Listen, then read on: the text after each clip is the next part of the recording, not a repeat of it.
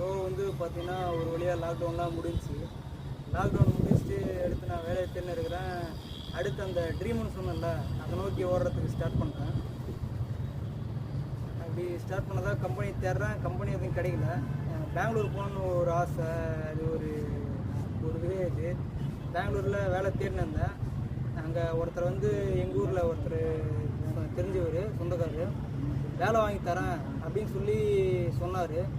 ரொம்ப நாளாக நம்பின்னு இருந்தேன் அவர் சொல்கிறத. அவர் நம்ம சொன்னார், நான் வந்து கொஞ்சம் நல்லா எல்லோருக்கும் நல்லா தெரியும், நான் வந்து பேசினேன் அப்படின்னாக்கா உனக்கு வந்து வேலை நல்லா வேலை தருவாங்க, நல்ல ஒரு சம்பளத்தில் வேலை நான் உங்களுக்கு வாங்கி தரேன் அப்படின்னு ஒரு ட்ரஸ்ட்டு கொடுத்தாரு, நம்பிக்கை கொடுத்தாரு. அவரை நம்பி நானும் ரொம்ப நாளாக நம்பின்னு இருந்தேன். வேலை கிடச்சிரும், கண்டிப்பாக கிடச்சிரும்னு இருந்தேன். சரி, ஓகே, நம்ம இங்கே இருந்தால் எப்படி, நம்ம பெங்களூரில் போகலாம். அவர் பெங்களூர் தான் இருக்கார், பெங்களூர் தான் ஒர்க்கு வாங்கி தரேன் அப்படின்னு சொன்னார். பெங்களூர் போகலாம் அப்படின்னு ஒரு ஸ்டெப்பு எடுத்து வச்சேன். எப்படின்னா, ஒருத்தர் தெரிஞ்சவர் வந்து அங்கே ஒரு ஒர்க் ஒன்று பண்ணியிருந்தார், இந்த யூபிஎஸ்சி அப்படின்ற ஒரு ஒர்க் ஒன்று பண்ணியிருந்தார். அந்த ஒர்க்கில் அவர்கிட்ட கேட்டு அங்கே போய் டெம்பரரியாக அங்கே போய் ஒர்க் பண்ணினேன். அவர்கிட்ட நான் ஸ்டார்டிங்கே சொல்லிட்டேன், ஏன்னா இந்த மாதிரி தெரிஞ்சவர் ஒரு ஒர்க் வாங்கி தரேன்னு சொல்லிக்கிறாரு. அதுவரையும் நான் அங்கே ஊரில் இருந்தால் இருக்காது, நல்லா இருக்காது அப்படின்ட்டு தான் நான் இங்கே வந்துக்கிறேன். இங்கே வரும்போது அவருக்கு கண்டிப்பாக நான் டச்சில் இருப்பேன். அவர் சீக்கிரமாக எனக்கு வேலை தந்துடுவார். அதுவரையும் நான் இங்கே நான் வந்துன்னு இருக்கிறேன், அந்த டச்சில் நான் போய்டு அப்படின்னு சொல்லிட்டேன். சரி, ஓகே, அவரும் சேர்த்துனாரு. நல்லா தான் போயிடுச்சு ஒர்க்கு. அங்கே வந்து நல்லாயிருக்கும் ஒர்க்கெல்லாம், சைட்டில் போய்ட்டு ஒர்க் பண்ணுற மாதிரி. அங்கங்கே இடத்துல போயிட்டு அவங்க கான்ட்ராக்ட் ஆர்டர் கொடுக்குற இடத்துல அங்கே போய்ட்டு டெலிவரி பண்ணி அதெல்லாம் மாட்டுற மாதிரி இருக்கும். நல்லா தான் போயிடுச்சு ஒர்க்கு. அங்கே வந்து என்ன மாதிரி ஒரு பையன் ஒர்க் பண்ணுறவன், அவனும் வந்து அங்கே எல்லாம் வந்து ஹிந்திக்காரன் தான் இருக்கிறாங்க. அதில் வந்து என்ன மாதிரி ஒர்க் பண்ணுற ஒரு பையன். அந்த பையனுக்கு வந்து அவர் வந்து மாமா, அவன் சொந்தக்கார பையன் தான். எல்லா ஒர்க்கும் வந்தான் பண்ணின்னு இருந்தான். நல்லா பேசுவான், நல்லா ஒரு திறமையான பையன். ஆனால் அந்த பையன் தான் வந்து எல்லாத்தையும் அங்கே பண்ணியிருந்தானே சொல்லலாம். எல்லோரும் வந்து ஹேண்டில் பண்ணுறது, எல்லாம் நிறைய ஒர்க்கு பண்ணுறது, வண்டியில் ஓட்டுறது எல்லாத்தையும் அவன் தான் பண்ணின்னு இருந்தான். ஈவன் அவர் வந்து நைட்டில் 12 மணி 1 மணி சொன்னால் கூட அந்த ஒர்க்லாம் அவன் போய் பண்ணிட்டு வரும். கார் ஓட்டு போய் எதனா வாங்கினதை ஓட்டம், புதுதை ஓட்டம் எல்லாத்தையும் அவன் பண்ணின்னு இருந்தான். ஒரு நம்பிக்கையான பர்சன். கம்பெனி அவனை நம்பி தான் ஓடுது அப்படின்னாக்கா அது இந்த பையனை சொல்லலாம். நல்லா தான் டச்சு இருக்குது. அந்த பையனும் நானும் ஒரே ரூம் தான் இருக்கும். அப்படி தான் போயிடுச்சு, நல்லா தான் போயிடுச்சு. நல்லா படத்தில் நல்லா ஒர்க்கு போயிடுச்சு. அந்த டயத்தில் ஒரு லாக்டவுனில் எக்ஸாம், அப்போது வந்து லாக்டவுன் ஆன்லைன் எக்ஸாம் போட்டிருந்தாங்க. நான் வந்து டிப்ளமோலாம் படிச்சிருக்கிறேன். இந்த மாதிரி டிப்ளமோவில் மரீஸ் ஒரு 6 ரீடியோ நான் சொல்லியிருந்தேன். அதை வந்து கிளியர் பண்ண முடியாமல் தவிச்சுனா இந்த டயத்தில் வந்து ஆன்லைன் எக்ஸாம் சொல்லிட்டாங்க. ஆன்லைன் எக்ஸாம் வந்து ஓப்பன் புக் எக்ஸாமு, ஈஸியாக பாஸ் பண்ணலாம். அந்த டயத்தில் அவன் போகலான்னு கேட்குறான், அவங்க மாமாட்ட கேட்குறான். ஆனால் அவங்க மாமா வந்து இல்லை, ஒர்க்கு நிறைய இருக்குது, போகாத அப்படின்னு சொல்லிவிட்டு அவனை வந்து போடாமல் பண்ணிட்டாங்க. அதை வந்து என்கிட்ட ஷேர் பண்ணுறான், இந்த மாதிரின்ட்டுங்க. இல்லைடா, இந்த மாதிரி எக்ஸாம் இருக்குது, ஆன்லைன் எக்ஸாமு, இந்த டைம் விட்டால் நல்லா பண்ண முடியாது. ஒரு டிகிரி வேணுன்றதுக்காக, ஒரு டிப்ளமோன்ற சர்டிஃபிகேட் வேணுன்றதுக்காக ரொம்ப கஷ்டப்பட்டேன். ஆனால் அதை என்னால் முடியல அப்படின்னு. அதனால தான் இந்த மாதிரி நான் ஒரு புக் பண்ணிக்கிறேன். மாமாவுக்கு நல்லா தான் போயிட்டு இருக்குது. அவனுக்கு வந்து சம்பளம் பார்த்தீங்கன்னாக்கா சம்பளம் போட்டுட்டாங்க ஒரு அமௌண்ட்டு. அதை அவனுக்கு மாதம் தரதில்லை. அவனுக்கு வந்து வருஷத்துக்கு ஒரு முறை அப்படின்ற மாதிரி போடுவாங்க. ஏன்னா வந்து எல்லாம் ரிலேஷன் தான், சொந்தக்காரன் தான். அவனுக்கு எப்போ தேவைன்றது அவனுக்கு தேவைக்கிறதுலாம் அப்போ கொடுப்பாங்க. மற்றபடி அவனுக்கு சம்பளம்ன்றது அவனுக்கு வீக்லி ஒன்று இது வருஷத்துக்கு ஒரு முறைன்ற மாதிரி கொடுத்தாங்க. அதெல்லாம் வந்து என்கிட்ட சொன்னான், இல்லைடா எனக்கு அப்பப்போ தேவைப்படுச்சுன்னா எதனா வேணும்னா நான் அவருக்கு தான் கேட்கணும், வருஷத்துக்கு ஒரு முறை தான் தருவார். வீட்லேயே எனக்கு திட்டின்னு இருந்தாங்க, இதை விட்டு நீ வரதுனா வேலைக்கு போகிறதான்றா அப்படின்ட்டு. என் சொந்தக்காரங்க எங்கள் மாமான்றதுனால நானும் இங்கே வந்து பண்ணிருக்கிறேன், நல்லா பண்ணிருக்கிறேன் ஒர்க்கில் அப்படின்னு சொன்னான். சரி, ஓகே, அந்த டயத்தில் வந்து இந்த மாதிரி எக்ஸாம் இருக்குது அப்படின்னு சொல்லியிருந்தான். சரி, ஓகேடா, நான் போய் பேசுகிறேன் அப்படின்னு சொல்லிட்டு நானும் அங்கே அவர்கிட்ட சொல்லி தான் நான் போய் சேர்ந்தேன். நல்லா தான் பேசினேன், அவர் நல்லா பேசுவார்.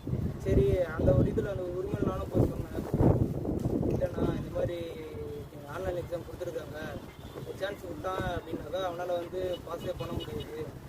ஏன்னா வந்து நிறைய ப்ராப்ளமேட்டிக் சப்ஜெக்டில் விட்டுறான், கரண்ட்லேயே அவனால் எழுதி பாஸ் பண்ண முடியல. இந்த டைம் அவனுக்கு ஒரு 2 நாளோ 3 நாளோ அந்த டைம் நீங்கள் கொடுத்தீங்கன்னா அவன் போய்ட்டு எக்ஸாம் எழுதிட்டு வந்துடுவான்.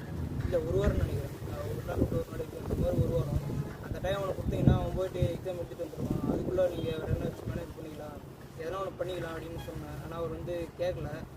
அவர் வந்து அப்போ வந்து ஓகேன்னு தான் சொன்னார். என்ன அப்படின்னாக்கா, இல்லைண்ணா நீங்களும் படிச்சிருக்கீங்க, நாங்களும் படிச்சிருக்கிறோம், உங்களுக்கு வந்து தெரியும் அதை பற்றி. இப்போ ஒரு டிகிரி கம்ப்ளீட் பண்ணுறோம் அப்படின்னா அந்த ஒரு சப்ஜெக்ட் எழுதி பாஸ் பண்ணுறது எவ்வளோ பெரிய விஷயன்றது உங்களுக்கு தெரியும். அந்த டயத்தில் கரண்ட்டில் கிளியர் பண்ணாத கிளியர் பண்ணாமல் போன ஒரு அந்த சப்ஜெக்ட் வந்து இப்போ வந்து ஆன்லைன் எக்ஸாம்னு ஒரு வாய்ப்பு ஒன்று கிடச்சிருக்குது. அவனை இந்த மாதிரி விடுங்க, அவன் டிப்ளமோ கம்ப்ளீட் பண்ணான் அப்படின்னா அவனுக்கு சர்டிஃபிகேட் இருக்கும், அவனுக்கு ஃபியூச்சர் நல்லா கொஞ்சம் அதை வச்சு அவன் என்ன டிசைட் பண்ணிக்குவான் அப்படின்ற மாதிரி சொன்னாங்க. அவர் அதுக்கு ஓகேன்னு சொன்னார். அவர் நான் சொன்னதுனாலையா இல்லை அந்த பையன் மேலே ஏதோ ஒரு நம்பிக்கையில் அவர் வந்து சொல்லிட்டாரு, சரி போய் நீ எழுதுறா அப்படின்ட்டு லீவ் போட்டு போய் எழுதிட்டு அப்படின்னு சொன்னார். அவனும் அந்த பையனும் அதே மாதிரி போயிட்டு அவனும் எக்ஸாம்லாம் எழுதினுக்கிறான். அடுத்து வந்து அடுத்த ஒரு நாள் 2 நாளில் என்னை வந்து கூப்பிட்டு இந்த மாதிரி பேசுகிறாரு அவர். இல்லைடா தம்பி, இங்கே வந்து ஒர்க்கும் அந்தளவுக்கு இருக்கிற மாதிரி தெரியல, எனக்கும் அமௌண்ட் எதுவும் வரல, நான் வேறு அவனுக்கு ஒர்க் வச்சு அவனுக்கு வேறு காசு தரணும், நீ வேறு எதனா பார்த்துடா அப்படின்னு சொல்லிட்டாரு. எனக்கு தெரில அப்போது. சரி ஒரு ஒர்க்கு தான் இல்லை, நானும் பார்த்து தான் இருக்கிறேன், ஒர்க் அந்தளவுக்கு இல்லை, சரி பாவம் அவரும் இருந்தால் நம்ம காசு தரணுன்ற தான் சொல்கிறாரு, நம்ம இது வரைக்கும் நம்மளுக்கு ஹெல்ப் பண்ணுறாரு, இது போதும் அப்படின்ட்டுன்னு நானும் சொல்லிவிட்டு கிளம்பலான்னு போனேன். மறுநாள் நான் கிளம்புறேன் அப்படின்னு சொன்னேன். மறுநாள் வந்து ஒர்க் பண்ணதுக்கு காசு தருவார். 5 நாள் ஒர்க் பண்ணால் ஒரு மந்த்துக்கிட்ட ஒரு 25 நாள் ஒர்க் பண்ணேன். அதுக்கு காசு தரணும். அது என்கிட்ட வர சுத்தமாக காசு இல்லை, ஊருக்கு போகணும். அவர் அந்த காசு கொடுத்தா ஊருக்கு போயிடுவேன் அப்படின்ட்டு நானும் போய் கேட்குறேன். மறுநாள் எல்லாத்தையும் ரெடி பண்ணிட்டு எல்லாத்தையும் பேக் பண்ணிட்டு அவங்க வீட்டில் போய் நிற்கிறேன். வீடெலாம் தெரியும் எனக்கு. அவர்கிட்ட நான் முன்னாடி கால் பண்ணி சொல்லிட்டேன், இல்லைனா இந்த மாதிரி நான் இங்கே கிளம்புறேன், ட்ரெயின் இருக்குது அப்படின்னு நான் சொல்லிட்டேன். சரி ஓகே அப்படின்னு சொல்லிட்டாரு. சரி நீ ஓடா ரூம் அப்படின்னு சொன்னார். அவங்க வீட்டை நான் போயிட்டு கதவுலாம் லாக் பண்ணிட்டு இருக்கிறாங்க. நான் போய் கதவு தட்டுறேன், எந்த ரெஸ்பான்ஸும் கிடையாது. ஆனால் தெரியும் அவங்களுக்கு நான் வந்துடுறேன்ற விஷயம் தெரியும். ஒரு 5 நிமிஷமாக வெயிட் பண்ணேன். கதவு தட்டி இந்த மாதிரி சொல்லிட்டேன், வரேன்னு சொன்னார் அவர். அதுக்கு மேலே சவுண்ட் விட்டார். சரி நானும் வெயிட் பண்ணிருக்கிறேன். 5 நிமிஷம் ஆச்சு, 10 நிமிஷம் ஆச்சு, 1/4 மணி நேரம் ஆச்சு, அரை மணி நேரமாக வெயிட் பண்ணுறாங்க. அவர் வந்து எந்த ரெஸ்பான்ஸ் பண்ணல. அரை மணி நேரத்துக்கு வரமா இன்னொரு சொன்னதுமா வந்தார். வெளில வர்றாரு. வெளில வந்து என்கிட்ட பேசுகிறாரு. அதை நான் வந்து பெருசாக எடுத்துக்கல, ஒரு 1/2 அன் ஹவர் வெயிட் பண்ணன்றது. ஏன்னா வந்து நான் தான் வந்து அவர்கிட்ட ஒர்க்கு கேட்டேன். அப்படி இருக்கும்போது அவர் எனக்கு ஒர்க் கொடுத்தது பெரிய விஷயம். அந்த டயத்தில் நான் இந்த மாதிரி பண்ணேன் அப்படின்னாக்கா, நான் எதனா கேட்டேன் அப்படின்னா அவர் எதனா நினச்சிவார் அப்படின்றதுனால அதை நான் கேட்காம விட்டேன்.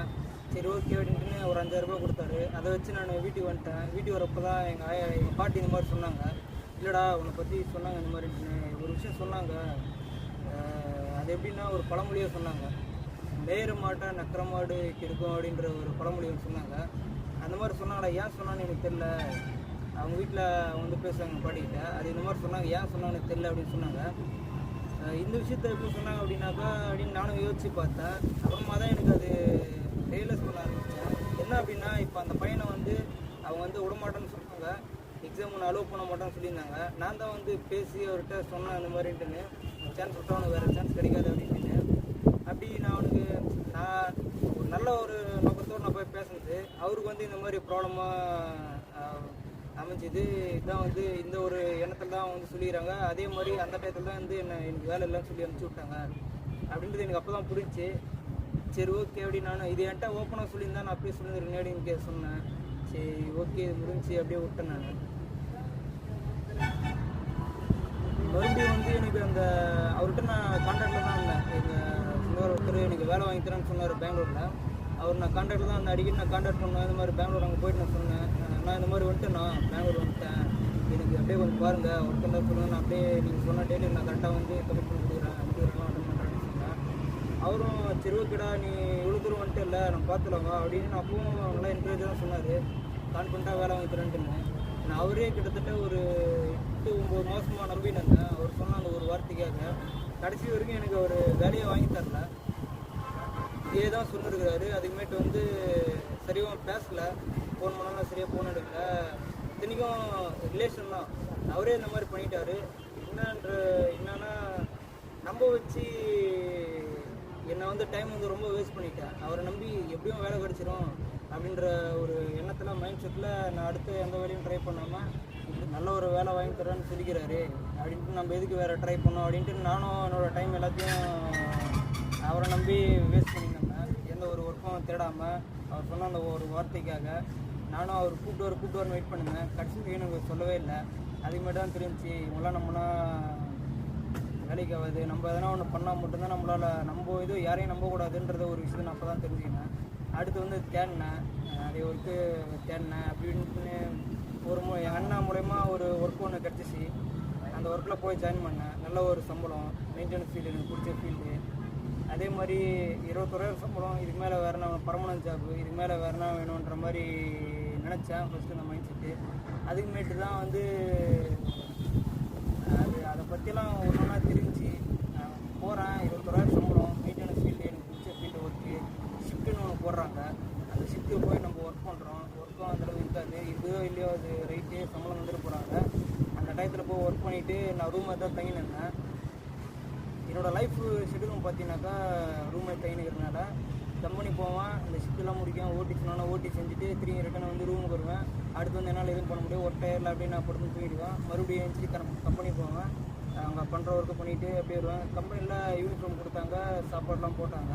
எல்லாத்தையும் பண்ணிவிட்டு ரூமுக்கு வந்து சாப்பிட்டு அப்படியே படுத்து தூங்கிடுவேன். இதே தான் எனக்கு ருட்டீன் லைஃப்பாக இருந்துச்சு. என்றைக்காச்சும் ஒரு நாள் லீவ் கிடைக்கும். எனக்கு வந்து மெயின்டெனன்ஸ் ஃபீல்டில் சண்டே கூட லீவ் கிடையாது. அவங்க ஷெடியூல் போடுவாங்க, அவங்க ஏதோ ஒரு நாள் லீவு தருவாங்க. அந்த நாள் தான் வந்து ஊருக்கு போகிற மாதிரி இருக்கும். அப்படின்னும் அதெல்லாம் பார்த்துன்னு ஒரு நாள் ஏதோ ஒரு நாள் லீவில் இதே மாதிரி ரொட்டீனாக போயிருந்துச்சு. அந்த கிடைக்கிற அந்த ஒரு நாள் லீவு எனக்கு வந்து ஃப்ரீடமாக இருக்குது. நான் நினச்சிமா இருக்க முடியுமான்னு பார்த்தா கிடையாது. அந்த ஒரு நாள் லீவ் வந்து என்னை வந்து அடுத்த ஒரு வாரத்துக்கான ட்ரெஸ் எல்லாம் துவைக்கணும். அந்த எல்லாம் அந்த துணியெல்லாம் துவைக்கணும். அந்த ஒர்க்கு டயர்டு அதுலேயே வந்து அப்படி தான் போயிருக்கோம். அதை தாண்டி நான் ஊருக்கு போனோம் அப்படின்னாக்கா எக்ஸ்ட்ரா ஒரு நாள் அப்படி லீவ் கேட்கணும், அவங்கள்ட்ட பர்மிஷன் கேட்கணும். ஒரு நாள் லீவ் வேணும் அப்படின்னாக்கிட்ட அவங்ககிட்ட நிறைய விஷயம் சொல்லி இந்த மாதிரி வேணும் அப்படின்னு சொல்லி தான் தருவாங்க. அப்படி லீவ்லாம் கேட்டு ஒரு 2 நாள் அப்படி லீவ் கேட்டு ஊருக்கு போயிட்டு வருவேன். இதே மாதிரி தான் போயிடுச்சு. அப்புறமேட்டு நிறைய பேர்கிட்ட நான் பேசுவேன். எக்ஸ்பீரியன்ஸான பர்சன்லாம் இருந்தாங்க என் கூட ஒர்க் பண்ணுறவங்களாம். ஈவன் அதே மாதிரி போயிடுச்சு. என் கூட ஒர்க் பண்ணுறவங்க பார்த்தீங்கன்னா ஒரு 10 வருஷம் 15 வருஷம் எக்ஸ்பீரியன்ஸில் நான் ஒர்க் பண்ணுறதே மெயின்டெனன்ஸ் டிபார்ட்மெண்ட்டில் ஒர்க் பண்ணுறாங்க.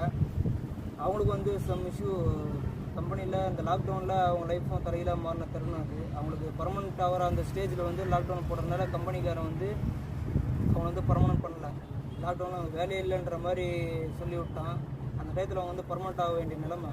லாக்டவுன்ற சுச்சுவேஷனில் அவங்கள வந்து வேலையை விட்டு எடுத்துட்டான். அந்த டயத்தில் வந்து இந்த மாதிரி கான்ட்ராக்டில் ஒரு ஒர்க் ஒன்று கிடச்சி நான் பண்ணுற ஒர்க்கு மாதிரி மெயின்டெனன்ஸ் கான்ட்ராக்டில் வந்து பர்மனெண்ட்டு மெயின்டெனன்ஸ் வந்து அதில் போய் பண்ணுறோம். அவங்க வந்து பண்ணுறாங்க, அவங்க சொல்கிறாங்க, என்கிட்ட விஷயத்தை ஷேர் பண்ணுறாங்க. கிட்டத்தட்ட அவங்க வந்து 13-14 வருஷம் எக்ஸ்பீரியன்ஸ். ஆனால் அவங்களுக்கு பார்த்தீங்கன்னா வந்து நான் வாங்குற சேலரி தான், அதே சேலரி தான் அவங்களுக்கும் தராங்க. அவங்க அவ்வளோ வருஷம் எக்ஸ்பீரியன்ஸில் நிறைய விஷயம் தெரிஞ்சுக்கிட்டாங்க. அவ்வளோ கம்பெனிக்கு அவங்க ஒர்க் பண்ணி கம்பெனி அவங்களுக்கு என்ன பண்ணுச்சுன்னு பார்த்தா ஒன்றுமே கிடையாது.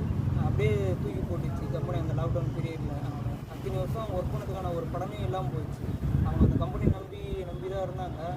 அவங்க லைஃபே டோட்டலாக மாறிடுச்சு. அவங்க அவ்வளோ வருஷம் எக்ஸ்பீரியன்ஸில் நான் வாங்குற சேலரி தான் வாங்கியிருந்தாங்க. நல்லா ஒர்க் பண்ணுவாங்க. அவங்ககிட்ட பேச நிறைய விஷயம் தெரிஞ்சுக்கினேன். நான் அப்புறம் தான் யோசித்து பார்த்தேன், நம்மளுக்கு ஒரு நாள் இந்த சுச்சுவேஷன் வரும். நான் நினச்சிருந்தேன்னா இதே கம்பெனியில் ஒர்க் பண்ணியிருந்தோம் அப்படின்னாக்கா நம்ம போக நம்ம பெரிய போஸ்டிங்லாம் தருவாங்க. அந்த போஸ்டிங்கில் 1 லட்ச ரூபா 1.5 லட்ச ரூபா 2 லட்ச ரூபா சம்பளம் வரைக்கும் வாங்கலாம் அப்படின்ற ஒரு மைண்ட் செட்டு தான் எல்லாருமே கம்பெனி போகிறோம். எல்லாருமே இந்த ஒரு மைண்ட் செட்லாம் போயின்னு இருக்கிறோம். நானும் அதை என்னோடய கனவுகள்லாம் அந்த இடத்துல போனால் நிறைவேறும் அப்படின்னு நினச்சின்னு இருந்தேன். அந்த டைத்துலாம் யோசித்து பார்க்குறேன்.